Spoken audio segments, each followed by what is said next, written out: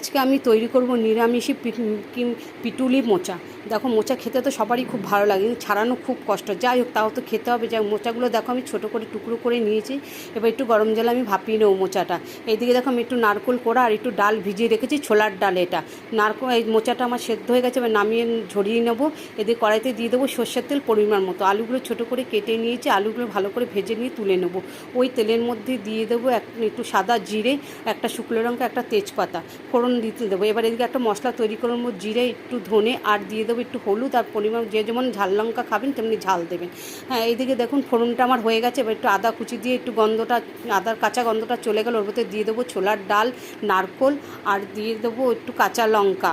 এবার একটু ভাজা ভাজা করে নেবো। দিয়ে দেবো মশলা কষিয়ে নেওয়ার পর স্বাদ অনুযায়ী নুন, একটু টমেটো দিয়ে আবার একটু কষিয়ে নিয়ে ভাজা আলু আর মোচাটা দিয়ে দেবো। নামানোর আগে দিয়ে দেবো একটু মিষ্টি আর গরম মশলা, আর একটু দিয়ে দেবো ভাজা মশলা। দিলে খুব ভালো